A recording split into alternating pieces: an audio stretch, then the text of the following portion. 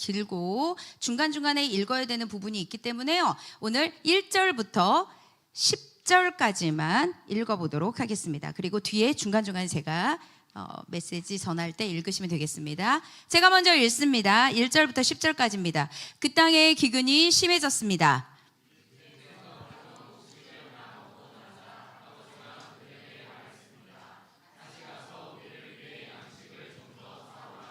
유다가 아버지에게 말했습니다. 그 사람이 저희에게 단호하게 말하기를 만약 너희 동생이 너희와 함께 오지 않으면 너희가 다시는 내 얼굴을 보지 못할 것이다 라고 했습니다.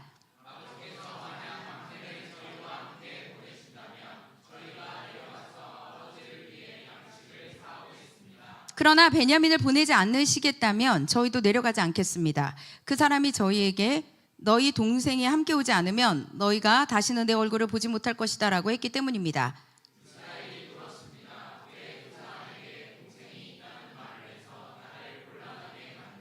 그들이 대답했습니다. 그 사람이 우리와 우리 가족 사항을 자세히 물어봤습니다. 그가 너희 아버지가 아직 살아계시냐, 너희에게 다른 형제가 있느냐라고 해서 우리는 그저 묻는 대로 대답했을 뿐입니다. 그가 너희 동생을 데리고 내려오라고 할 줄 우리가 어떻게 알았겠습니까?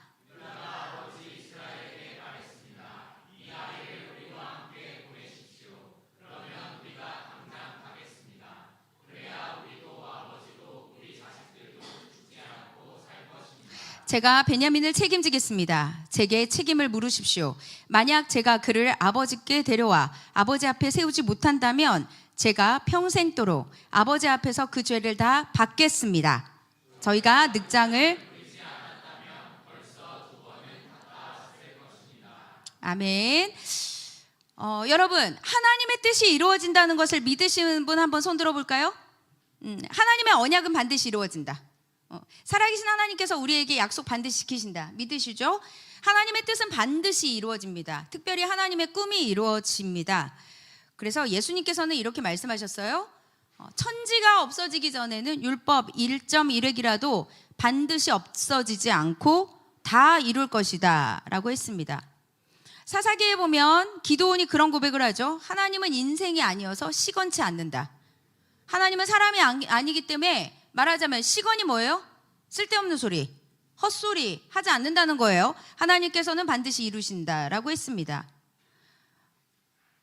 여러분, 하나님께서 이루시려고 하는 그 약속의 대표적인 것은 예수님께서 이 땅에 오신 사건이잖아요. 예수님이 이 땅에 오신 것은 하나님의 뜻이었습니다. 인간을 구원하기 위한 하나님의 뜻이었죠. 그래서 여러분, 요즘 우리가 계속 요셉 시리즈를 보고 있는데요. 요셉 이야기를 여러분 쭉 보시다 보면 하나님은 정말 하시고자 하면 반드시 하시는구나. 하나님은 역사하시려고 맘먹으면 반드시 역사하시는구나. 그것을 볼 수가 있습니다. 자, 문제는 뭐냐? 인간이 지체해도 하나님은 인간의 지체와 상관없이 하나님의 일을 하신다는 거예요. 하나님의 일을 맡긴 자에게 그 사명이 감당이 안 되면 하나님은 다른 사람을 통해서 촛대를 옮겨서라도 하나님은 그 꿈과 그 모든 통치를 이루시는 분이시라는 것입니다. 그래서 여러분, 인간이 하나님의 뜻을 아무리 막으려고 해도 하나님은 무너지지 않습니다. 우리의 믿음은 흔들릴지 모르지만 하나님은 흔들리지 않는다는 거예요. 그래서 여러분들에게 오늘 말씀을 전하기 전에 하나님의 뜻이 반드시 이루어지니까 인생에서 갈지자로 왔다 갔다 흔들리지 말고 믿음으로 나아가시기 바랍니다. 우리 지난주 수요일날 구속사 우리 성경 읽기 할 때 우리 인도자분이 마태복음 16장 말씀을 했잖아요. 베드로에게 넌 날 누구라고 하느냐? 주는 그리스도시요 살아계신 하나님의 아들이십니다 라고 고백했더니 예수님께서 뭐라고 했냐면 너는 반석이다 그랬어요. 너는 모래 위에 지은 성이 아니라 넌 반석이다 말씀하시면서 이렇게 말씀합니다. 내가 너에게 천국 열쇠 주겠다. 하늘에 네가 이 천국 열쇠로 하늘에서 매이면 땅에서도 매이고 하늘에서 풀면 땅에서도 풀린다고 했습니다. 우리는 다 천국 열쇠를 가지고 있습니다. 어떤 사람이 천국 열쇠를 가지고 있냐? 신앙 고백이 단단한 사람이요. 여러분, 그러니까 내가 하나님의 흔들리지 않는 존재가 되려면 뭐가 명확해야 되냐면 신앙 고백이 명확해야 합니다.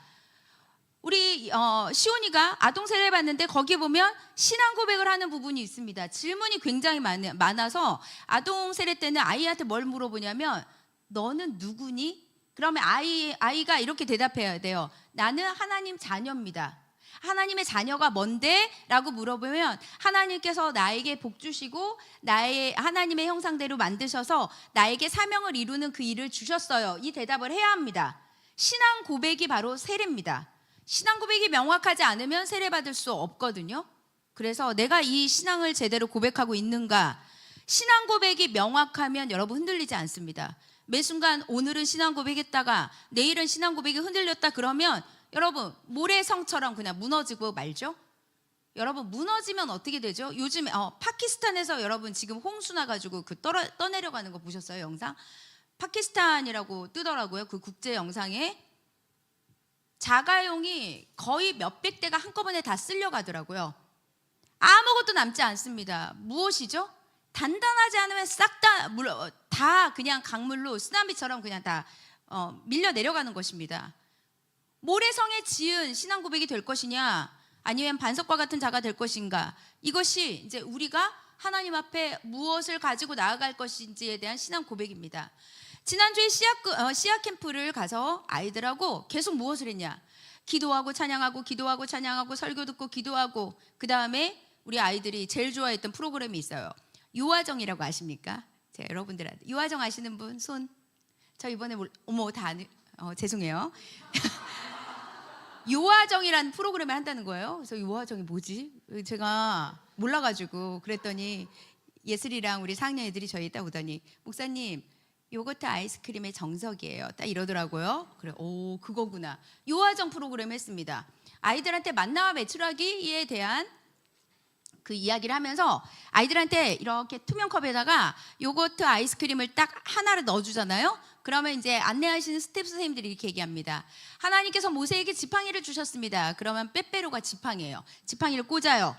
하늘에서 만나가 내립니다. 그러면 시리얼이 있습니다. 바구니에 시리얼을 붓는 거예요.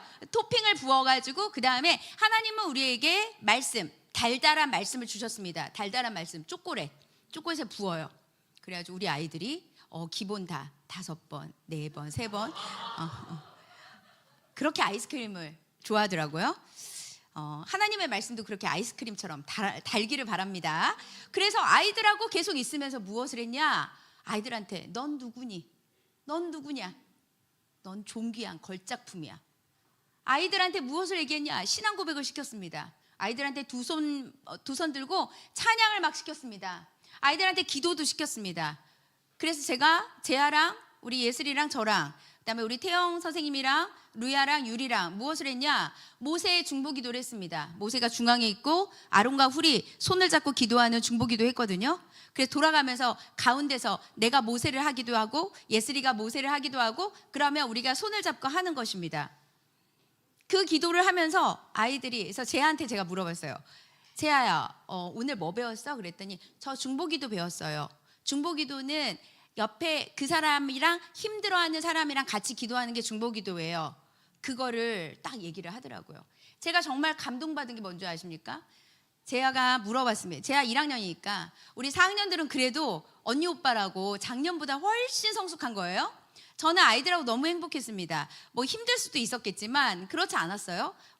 너무 행복했고 너무 좋았습니다. 근데 재아가 아침에 저한테 목사님 너무 일찍 일어나서 졸려요. 저 하품 15번 했어요. 15번. 오늘은 몇 번 했어요? 그랬어요. 재아는 언니들 오빠들 못 따라가니까 제가 물어봤어요. 너 기도 제목 뭐야? 이랬더니 목소리를 첫날부터 어찌나 소리를 질렀는데 거의 허스키의 목소리로 저한테 이렇게 얘기하는 것입니다. 오빠가 눈 수술하는데 수술 잘하게 해주세요. 제가 너무 울컥했잖아요. 그거 쓰면 돼. 루야랑 우리 예슬이가 목사님 뭐 때문에 감동하셨어요? 저희도 알려주세요. 비밀이야. 이따가 알려줄게. 나중에 이야기했습니다. 유리한테 제가 얘기했더니 우리 유리 정말 감정이 없더라고요. 그래서 유라 너를 위해서 동생이 이렇게 기도한대잖아. 그랬더니 우리 유리가 이러더라고. 모든 게 내 중심이군. 그런데도 귀여웠어요. 여러분 아이들은요 있는 그대로 받습니다. 있는 그대로 말씀을 그대로 흡수를 하는 거예요. 너무 행복한 시간을 아이들이 가지면서 이 아이들의 내년에 내가 우리 시온이 내년에 꼭 가가지고 하나님 만나면 너무 좋겠다 이런 생각을 하면서 기도하면서 왔습니다. 사랑하는 여러분, 우리는 믿음으로 살아야지 행복하게 살 수 있는 존재입니다. 하나님 그렇게 만드셨기 때문에 그래요. 그래서 여러분들이 가지고 있는 모든 난제와 어려움들이 있다면 하나님에게 풀기 바랍니다. 하나님께 기도하시기 바랍니다. 하나님을 만나시기 바랍니다. 모든 문제의 해결점은 우리 하나님을 만나는 것이 답이라는 것을 기도했으면 좋겠습니다. 특별히 여러분, 우리가 하나님께서 우리에게 축복을 주는 그 방법 중에 무엇이 있냐면, 오늘 제목이 뭐냐면 하나 되는 과정에서 필요한 것을 얘기했잖아요. 여러분, 가정에 하나 되고 있습니까? 뭐 먹으려고 해도 하나가 안 돼. 그렇게 다 먹는 게 다르니까 하나됨이 그렇게 어렵죠. 하나님께서는 하나됨을 이루기만 한다면 어마어마한 일을 할 수 있다라고 얘기했습니다. 교회에 하나됨을 말씀하셨습니다. 두 존재, 부부도 하나 되는데 얼마나 어렵습니까? 그러니까 무엇을 해야 되죠? 희생도 해야 되고 헌신도 해야 되는 것입니다. 근데 하나됨을 위해서 가장 중요한 게 뭐냐? 십자가 지는 겁니다. 누군가가 십자가를 지고 가면 하나가 될 수 있습니다. 여러분 보세요. 부모와 자녀의 관계에 문제가 생길 때 어떻게 해야 될까요? 자녀는 부모의 입장을 이해할 수 있을 정도로 성숙하든지, 자녀가 아니면 부모는 자녀의 그 부족한 모습을 이해하려고 스스로 낮추는 방법밖에는 없습니다. 그러니까 누군가 하나는 낮춰야 돼. 그래서 진짜 어느 가정은 부모님보다 자녀가 훨씬 성숙한 경우도 있어요.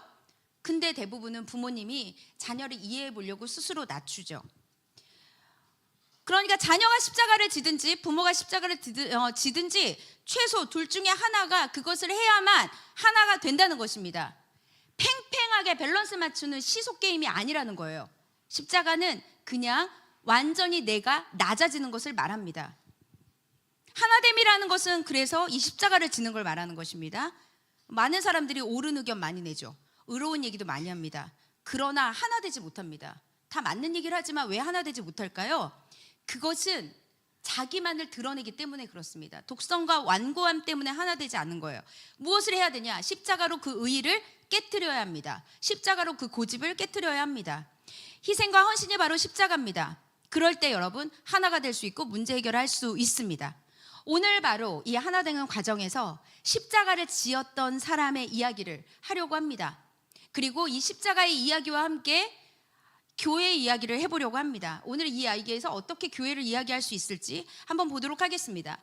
여러분 오늘 말씀 뭐죠? 43장 42장 후반부에서 무엇을 했냐면 요셉의 형들이 다시 집으로 가가지고 야곱에게 얘기합니다. 베냐민 데리고 애국 가야 된다고 했습니다. 여러분 야곱이 뭐라고 하냐면 절대 안 된다.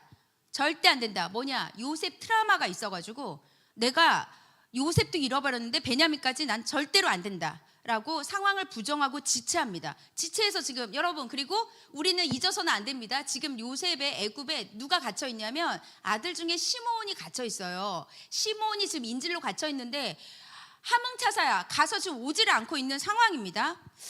사랑하는 여러분 우리 요거 하나만 보고 가겠습니다. 우리도 여러분 하나님이 주신 일 앞에서 억지로 고집을 부릴 때가 있지 않습니까? 고집 부리면 이길 것 같죠? 승리할 것 같죠? 그렇지 않습니다.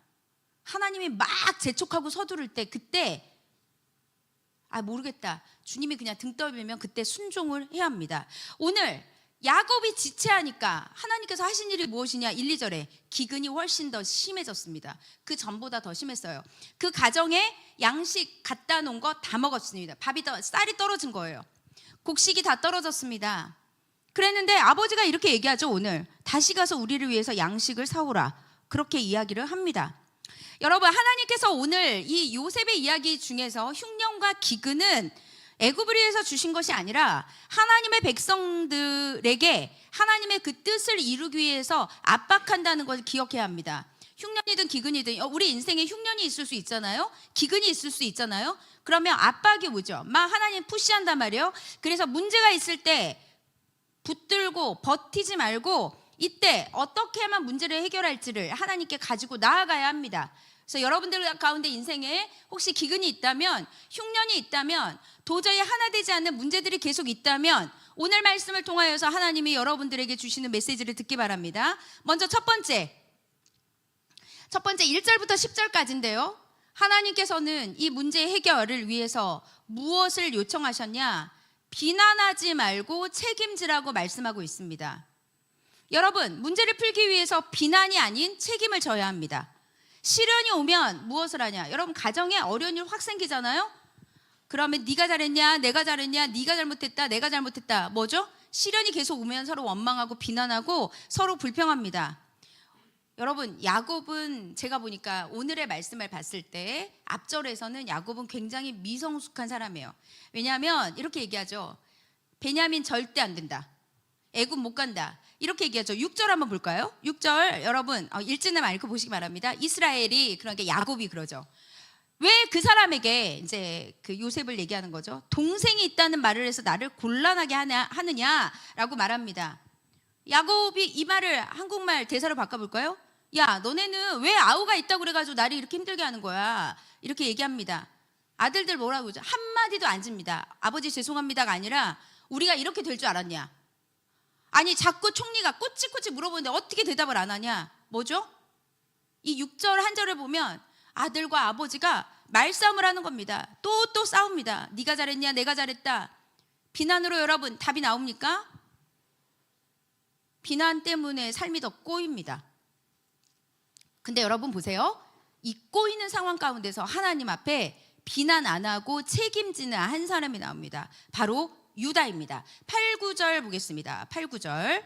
자, 8, 9절 한번 올려주시기 바랍니다. 이 말씀은 여러분 읽었으면 좋겠어요. 8절과 9절을 읽겠습니다. 유다가 아버지 이스라엘에게, 시작. 유다가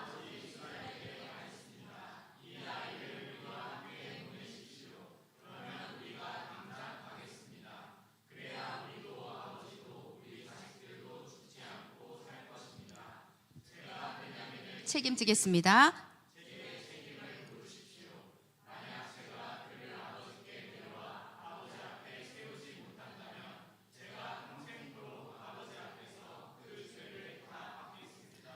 여러분, 유다 몇째예요? 우리 지난번에 배웠는데. 우리 태영이 지금 깜짝 놀랐어. 내가 쳐다보니까. 자, 첫 번째 아들 르벤, 르시, 시므온, 그다음에 레위, 그다음에 넷째가 유다입니다. 르시레유 이렇게 외우시면 돼요. 여러분, 유다 넷째죠.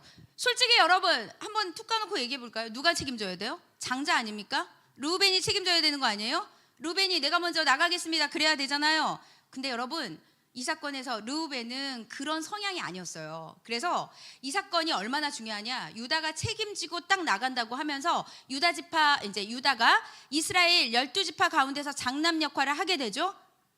유다 지파에서 예수님이 나옵니다. 그래서 선봉장 유다라고 말해요. 언제나 어디서나 앞장서고 책임지는 유다와 같은 존재가 있기 때문에 하나님의 일을 이룰 수 있다는 것입니다. 사랑하는 여러분, 비난과 불평, 원망은 전혀 도움이 되지 않습니다. 밥 먹듯이 하지 마시기 바랍니다. 혹은 슬슬 눈치 보다가 제가 하겠지. 혹은 또 다른 사람이 하겠지. 아니라는 것입니다. 앞장서서 문제를 해결하는 사람이 있습니다. 그 사람은 나이에 많고 적음하고 상관이 없이 어떤 힘을 갖냐? 주도권을 갖게 됩니다. 책임지는 사람이 영향력을 갖게 되어 있습니다. 저는 어느 조직에서나 이런 책임지는 유다와 같은 자들이 있기를 바랍니다. 내가 책임지겠습니다. 내가 이거 해결하겠습니다. 그래야 여러분 하나님 앞에 귀하게 쓰임받는 존재가 되지 않겠습니까? 책임지는 존재 한 명만 나오면 문제는 풀립니다.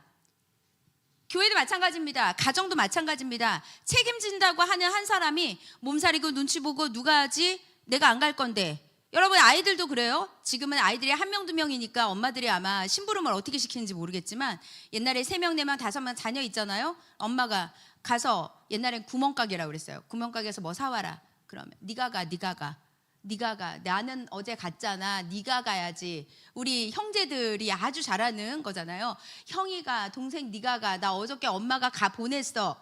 누구 얘기냐? 우리 집 얘기입니다. 우리 집 얘기. 우리 동생들이 옛날에 의정부 살 때 안 가요, 안 가. 엄마가 갔다 와라. 두부 한 모 살려면 한 15분, 20분 실갱해야 돼요. 듣기 싫어서 제가 갑니다. 가요, 그냥. 싸우는 거 싫어서. 여러분 보세요. 우리가 하나님 앞에서도 이런 존재가 되는 게 아닌지 돌아봐야 합니다. 서로 눈치 보고 억지로 시켜야 하고 중단하고, 눈치 보면 미래가 없습니다. 잔머리 쓰면 미래가 없다는 것입니다. 그냥 에스더처럼 내가 죽으면 죽으리라는 심정으로 책임지잖아요. 길이 열립니다. 공동체에서 이건 너무나도 중요하다는 거예요.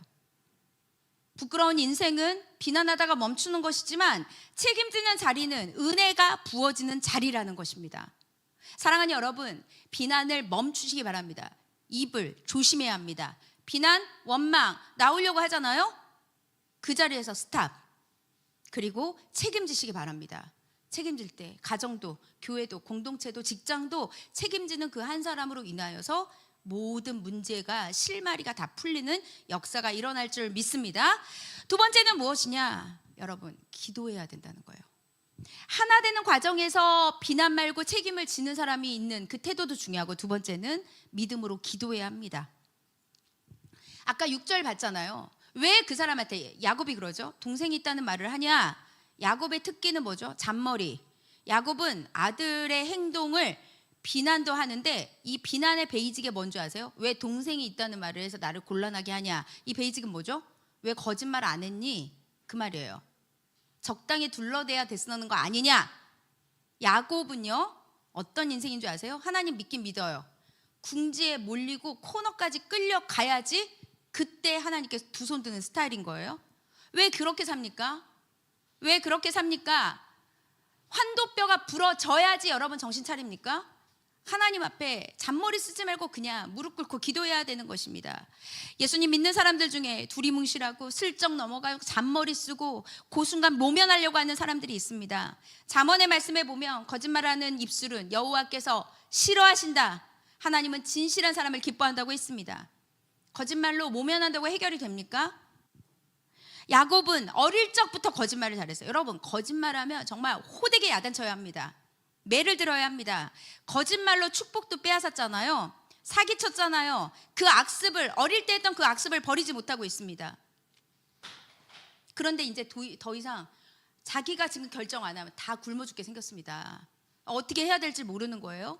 자, 무엇을 했냐? 이제 인간적 머리를 더 이상 쓸 수가 없는 거예요. 여러분, 우리에게 코너까지 몰렸을 때 뭐 해야 되죠? 다 내려놓고 기도해야 합니다. 하나님 의지해야 합니다. 경제가 어렵고 문제 많은 이 세상 속에서 머릿속에서 머리가 팍팍팍 돌아가는 게 좋을 것 같지만 그렇지 않다는 거예요. 위기 때 술수는 통하지 않습니다. 정면 돌파해야 됩니다. 그 정면 돌파가 바로 기도입니다. 하나님하고 문제를 풀어야 된다는 것입니다. 그런데 여러분, 왜 야곱은 이렇게 그러니까 계속 실수를 쓸까요? 왜 계속 그 위기에서 모면을 할까요? 야곱은요, 기본적으로 가슴에 너무 상처가 많은 사람이에요. 상처 때문에 보세요. 아버지가 12아들을 보면서 내가 책임져야지가 아니라 빨리 가서 양식 구해와라. 그 다음에 베냐민은 못 간다. 나도 못 간다. 니네가 갔다 와라. 42장 38절 한번 펴보세요. 말씀 42장 38절 한번 펴보시겠습니까? 저는 이제 이 말씀을 보면서 야, 정말 야곱의 실체구나라는 걸 알게 됐습니다. 오늘 말씀 말고 창세기 42장 38절입니다. 그러나 한번 읽어보도록 하겠습니다. 시작. 그러나 내 아들 베냐민은 너희와 함께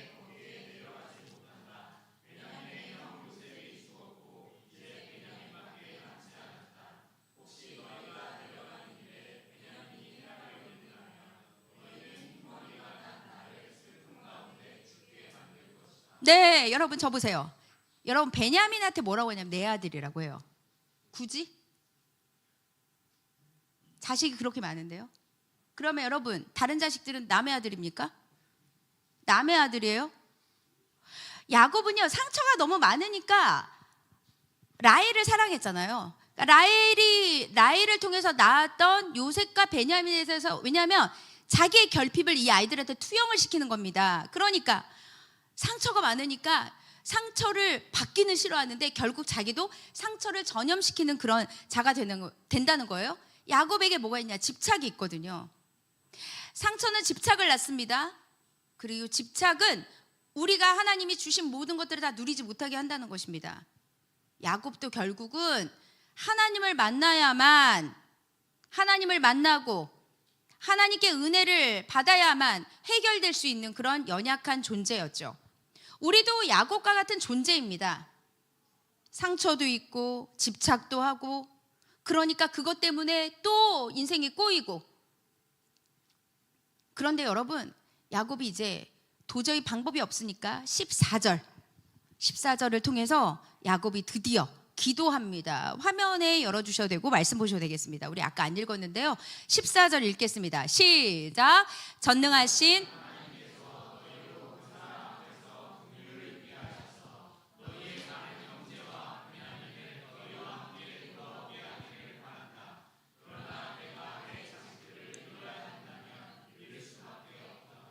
여러분 보세요.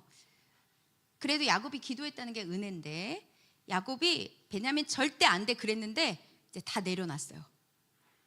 이제는 어떻게 할 수가 없는 거예요. 여기서 뭐라고 하냐면, 그 사람 앞에서 긍휼을 입게 해서 다른 형제와 베냐민을 너희와 함께 다시 나에게 돌아오길 바란다. 자, 그런데 중요한 게 뭐죠? 내 자식을 잃어야 된다면 잃을 수밖에 없다라고 고백하고 있습니다. 집착을 내려놓고 나서, 여러분, 그러니까 우리의 인생의 모든 욕심을 내려놔야 그때부터 은혜가 임해요. 내려놔야 돼요. 하나님께 맡기는 그 순간을 경험해야, 내가 막 무언가를 꽉 쥐고 있으면 해결될 것도 안 되거든요. 죽으면 죽으리라, 자식을 잃으면 잃으리라, 그것도 하나님의 뜻이니. 이게 여러분, 오늘 야곱이 14절에서 드디어 전능하신 하나님, 엘샤다이죠. 전능하신 하나님이라고 하면서, 엘샤다이는 뭐죠? 여러분, 전능하신 하나님은 누가 고백한 거냐면 야곱의 할아버지 아브라함이 했던 고백입니다.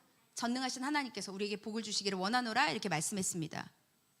전능하신 하나님, 능력 많으신 하나님, 살아계신 하나님, 모든 문제를 해결하시는 하나님께서 우리에게 은혜 주셔서 해결해 주실 것을 믿는다라고 고백하고 있습니다. 사랑하는 여러분, 집착한다고 되는 것이 아닙니다. 맡길 때 열매를 거둘 수 있어요. 시편 37편 5절 말씀, 제가 너무 좋아하는 말씀인데, 당신의 길을 여호와께 맡기십시오. 그분에게 신뢰하십시오. 그러면 하나님께서 이루실 것입니다. 이렇게 고백하고 있습니다. 야곱이 하나님의 은혜를 구했다는 게 뭔지 아세요? 여기서 회개했다는 뜻이에요. 회개. 내가 고집 부렸는데, 내 의지대로 하려고 했는데, 이제 내가 하나님의 자녀였지, 내가 도대체 왜 자꾸 잔머리를 쓰는 거지? 하나님의 자녀라는 것을 깨달으면서 죄가 갑자기 미워지기 시작했습니다. 하나님 앞에 맡기면 되는 거였는데 내가 왜 지금 이렇게 계속 꼼수 쓰고 있는 거지?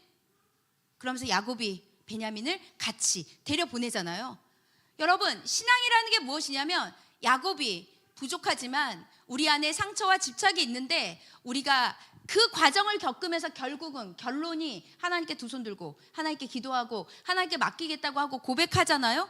하나님 그때부터 일하십니다. 그게 바로 신앙이에요. 신앙의 묘미는 물론 꾸준히 하는 것이 가장 좋죠. 그 다음에 고난 없이 하나님의 말씀 순종하면서 가는 게 좋지만, 여러 가지 난제 중에서 여러분, 하나님 앞에 끈질기게 버티다가도 하나님께 두 손 들고 기도할 때 하나님께서 역사하신다는 것입니다. 긍휼을 믿고 기도했습니다. 전능하신 하나님께서 은혜를 주시기를 빈다. 자식을 잃으면 잃겠다라고 하시면서 이렇게 얘기합니다. 그 고백 중에 뭐가 있냐? 이거예요. 제가 바꿔볼게요. 하나님, 저의 인생이 참 고됩니다. 저는 이 고백에 눈물이 울컥 쏟아졌어요. 여러분, 야곱의 인생이 고되죠. 거짓말해서 도망다니고, 그 다음에 다른 외삼촌 집에 가서 고생하고, 또 왔는데 여러분, 디나 사건도 있었죠. 너무나 많은 일이 있었잖아요. 환도뼈도 부러졌죠. 너무 많은 일들이 있었습니다. 근데도 여러분, 사람이 얼마나 질기고 끈질긴지, 그렇게 수많은 일을 겪어도 다시 자기 원래 성향대로 간다는 게 진짜 놀라운 거예요. 오늘 다시 이렇게 기도합니다. 하나님, 제가 참 부족합니다. 저를 불쌍히 여겨주시고 우리 자식들 지켜주시기를 바랍니다. 그 사람에게 우리 아이들 은혜를 입어서 저에게 다시 돌아올 수 있도록 해주시기를 주님 소망합니다 라고 기도한 것입니다. 여러분, 우리에게 하나님이 왜 아픔을 줄까요? 왜 고난을 줄까요? 혼자 괴로워하다가 죽으라고? 아닙니다. 그것을 통해서 하나님 만나게 하시려고, 그것을 통해서 회복할 수 있도록 하시려고, 그것을 통해서 다른 사람 도우라고, 그것을 통해서 하나님 만나고 기도하라고. 그것이 하나님이 우리에게 주시는 은혜라는 것입니다. 사랑하는 여러분, 코너에 몰렸습니까? 믿음으로 기도하십시오. 마음이 어렵습니까? 전능하신 하나님께 나를 불쌍히 여겨달라고, 긍휼히 여겨달라고 고백하십시오. 당신이 지쳐서 기도할 수 없고, 누군가 너를 위해서 기도하신, 누군가 너를 위해 기도하는 그 누군가가 누구죠? 성령 하나님. 보좌 우편에 계시는 우리 예수님께서 우리를 위해서 중보하고 계십니다. 하나님 앞에 가만히 앉아서 눈물만 흘려도 주님께서는 기억하신다는 거예요. 야곱이 이때 순종하지 않았다면 더 어려운 일이 있었을 것입니다. 근데 하나님 앞에 이거 뭔가 하나님의 뜻이구나. 가족끼리 싸울 수 있죠. 싸움으로 끝나는 게 아니라 결국은 하나님의 중심으로 돌아가는 것. 이게 은혜인 거예요. 교회도 가정도 마찬가지입니다. 싸울 수 있죠. 다툴 수 있습니다. 하나 되면 안 될 수 있습니다. 그러나 그 어려운 과정 가운데서 결론은 뭐예요? 하나님 중심으로 가는 거예요. 그게 은혜라는 것입니다. 그래서 여러분, 이 하나 되는 과정이 쉽지 않아요. 책임지는 사람도 나와야 되고요. 싸우고 원망하고 불평하는 그 모든 과정을 뚫고 하나님의 뜻을 이해하는 사람이 나와야만 하나됨이 될 수 있다는 것입니다. 마지막입니다. 마지막은 무엇일까요? 여러분, 오늘 이 마지막에 하나 되는 과정에서 제일 중요한 거 따라해 보시기 바랍니다. 샬롬을 선포하고 용서하는 태도. 시작. 네, 여러분, 그래서 야곱이 은혜를 구하기를 바랍니다. 그리고 애굽으로 갔습니다. 요셉의 형들이 이제 야곱이 여러 가지 선물도 막 준비했어요. 그 사람의 마음을 좀 열 수 있는 선물도 좀 챙겨가라. 먹을 것이 아닌 것들로. 근데 여러분, 애굽으로 갔습니다. 이제 형들은 과제가 있어요. 3가지 과제가 있습니다. 먼저는 양식을 구해야 되고, 가는 길에. 두 번째, 베냐민이 가니까 베냐민 완전 안전하게 데리고 와야 돼요. 세 번째 뭐죠? 인질로 잡혀있는 시므온까지 데려와야 됩니다. 지난번보다 더 복잡하게 됐죠. 아버지는 불안해하고. 여러분, 우리가 문제가 복잡한 상황이 전보다 훨씬 어려운 상황으로 우리가 갈 수도 있거든요. 우리 인생도 여러분 스스로 돌아보십시오. 해결해야 될 과제가 너무 많지 않습니까? 생각하면 막 골치가 아픕니다. 생각하고 싶지도 않습니다. 그런데 여러분, 이 두려움과 걱정과 이 굉장한 이 모든 상황 가운데서 이들과 함께 갔던 분이 누구냐? 하나님이시잖아요. 하나님이 그 문제를 단번에 해결합니다. 그런데 어떻게 이 문제가 풀렸을까요? 바로 요셉이 베풀었던 은혜 때문입니다. 기억하십시오. 하나님의 은혜가 임하면 여러분, 여기선 요셉은 하나님께서 선택한 자지만 여러분, 만약에 회사에 믿지 않는 사람이 있습니다. 그래도 믿지 않는 사람에게 하나님의 은혜를 주잖아요. 그 사람 통해서 여러분들이 은혜를 받는 거예요. 그게 하나님이 우리에게 역사하신 섭리입니다. 하나님의 은혜가 임하면 얽히고 설켰던 문제들이 다 해결이 됩니다. 그걸 믿으시기 바랍니다.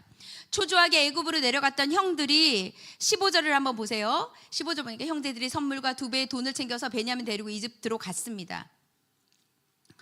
자, 여기서부터 이따가 꼭 읽어보시기 바랍니다. 우리 모임할 때 16절 한번 보겠습니다. 16절. 여러분, 요셉이 그들이 왔네요. 그들이 왔더니 그들을 쭉 훑어봅니다. 훑어보고 뭐라고 하는 줄 아세요? 집으로 들이라. 집으로 인도해라. 여러분, 요셉의 집에 갑자기 뜬금없이 16절 읽어보도록 하겠습니다. 16절 시작. 요셉은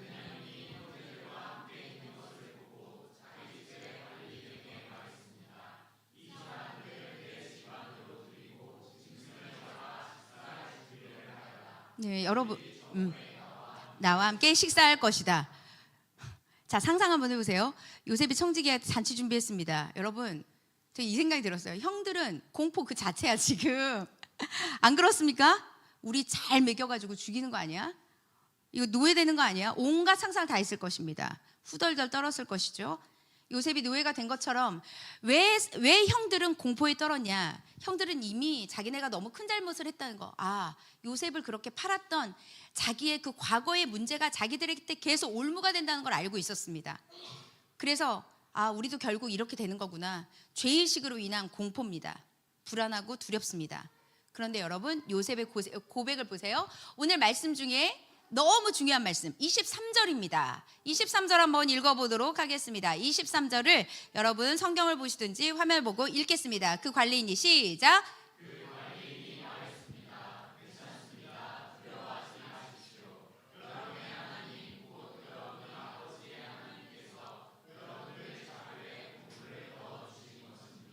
저는 여러분의 그리고 나서 그는 시므온을 그들에게 여러분 이 말씀이 우리말 성경에서는 괜찮습니다. 두려워하지 마십시오 그랬잖아요. 이거 개역개정에서 뭐라고 나온지 아세요? 너희는 안심하라. 두려워하지 말라. 안심하라. 두려워하지 말라. 여러분 보세요. 하나님의 음성입니다. 이거는 우리 삶에서 어려움이 있고 막 초조하고 공포심에 떨고 있는 우리에게 하나님이 안심하라. 내니 두려워하지 말아라. 하나님이 우리에게 샬롬을 선포하시는 분이시죠. 여러분 하나님은 샬롬의 선포자입니다. 그러면 하나님의 백성들이 해야 되는 것이 무엇이냐? 바로 샬롬, 평안하라, 안심하라, 두려워하지 말아라. 은혜 받은 성도는 다른 사람에게 은혜를 선포하고 용서를 선포하고 평안을 선포하는 존재입니다. 그런데 여러분 샬롬을 선포하는 선포자는 가해자가 아니에요. 피해자입니다. 용서는 누가 하는 거냐? 가해자가 하는 것이 아니라 피해자가 하는 것입니다. 예수님께서 십자가에 지셨을 때 자기를 핍박하는 모든 자들에게 그 죄를 용서해 달라고 기도했습니다. 예수님은 피해자죠. 손양호 목사님이 자기 아들을 죽인 그 사람을 양자로 드렸죠. 피해자인데 용서를 선포했습니다. 일본에서 굉장히 유명한 여러분 소설가 미우라 아야코의 빙점을 아실 거예요. 이 책을 읽으면서 얼마나 울었는지 모릅니다. 저 어렸을 때 이 책을 여러 번 읽었는데 우리 사약가 아까 오늘 솔로도 하고 너무 좋았어요. 찬양이 너무 감사했는데 여러분 사약가 어머니가 기독교인이 되신 이유가 미우라 아야코의 책을 읽고 기독교인이 되셨대요. 제가 그래서 그 양육하다가 너무 은혜를 받았거든요. 미우라 아야코의 그 빙점이 뭐죠? 그 이야기도 원수의 자식을 양자로 들여서 키우는 이야기입니다. 하나님은 우리에게 억울한 자리도 주시고 피해자의 자리도 주십니다. 아픔의 자리도 주시고 약자의 자리도 서게 하십니다. 이유는 무엇이냐? 용서하라는 겁니다. 안심하고 두려워하지 말라고 샬롬을 선포하는 것입니다. 용서할 수 있는 이유는 딱 하나입니다. 하나님의 은혜를 받았기 때문에, 하나님이 우리를 용서하셨기 때문에 그렇습니다. 사랑하는 여러분, 오늘 이 말씀을 통하여서 우리가 알아야 되는 게 무엇이죠? 인생의 많은 문제가 풀리지 않는 것은 비난만 하다가 멈추기 때문입니다. 그 어느 누구도 책임지지 않기 때문입니다. 비난하고 원망하고 고집 부리다가 하나님 앞에 기도하지 않고 버티기 때문입니다. 기도해야 풀린다는 것입니다. 사랑하고 용서하고 평안을 구해야 하나님이 우리에게 은혜를 주신다는 것입니다. 말씀의 결론을 맺습니다. 하나 되는 과정에서 필요한 건 책임지는 태도입니다. 믿음으로 기도하는 것입니다. 안심하고 두려워하지 말라고 하면서 용서하는 태도입니다. 예수 그리스도와 함께 연결해 볼까요? 우리 예수님 비난하지 않았습니다. 입을 열지 않았습니다. 예수님이 모든 죄를 덮어 쓰는데도 그는 잠잠히 어린 양처럼 입을 열지 않았습니다. 원망하지 않았습니다. 그리고 사명을 감당하셨습니다. 예수님은 십자가 지시기 전에 기도하셨습니다. 겟세마네 동산에서 땀방울이 핏방울이 되도록 기도하셨습니다. 그리고 말씀하셨습니다. 고집 부리면서 하나님 나 이거 못합니다. 그러지 않고 내 뜻대로 하지 않고 아버지의 뜻대로 하옵소서라고 고백하셨습니다. 예수님은 조롱하고 멸시하는 자들을 용서하셨습니다. 아버지 저들을 용서하여 주옵소서. 저들은 자기들이 하고 있는 일을 알지 못합니다. 가정과 교회와 나라 하나가 되는 과정이 무엇인지 아십니까? 특별히 교회가 하나 되는 건 무엇인지 아십니까? 서로 비난하지 않는 것입니다. 서로 책임지는 것입니다. 문제가 생기면 기도하는 것입니다. 어려운 일이 있으면 하나님이 이 일을 우리에게 왜 주었을까? 기도하는 것입니다. 서로 샬롬을 선포하고 안심하고 두려워하지 말고 용서하는 것입니다. 여러분 오늘 요셉의 가정은 다 모였습니다. 12명이 다 모였고 화해했습니다. 갈등이 해결됐습니다. 하나님은 기근을 통해서 그 가정이 하나 되게 만드셨습니다. 여러분, 인간이 모여있는 곳은 결핍투성입니다. 문제투성입니다. 문제가 일어나는 것은 쟤 때문이 아니라 나 때문입니다. 나의 연약함과 나의 죄 때문인 것입니다. 사랑하는 여러분, 오늘 이 세 가지를 기억하고 갑시다. 책임지고, 기도하고, 용서하고, 사랑하는 것. 이 과정이 없이는 우리는 하나가 될 수 없습니다. 오늘 이 시간에 함께 찬양하려고 합니다. 교회라는 찬양을 하려고 해요. 사람이 넘치기보다 사랑이 넘치고, 섬김을 원하기보다 섬김의 기쁨을 알아가는 교회. 주님이 피로 사신 아름다운 교회, 서로 사랑함으로 하나 되는 교회, 우리 함께 만들어 갑시다. 우리 이 찬양으로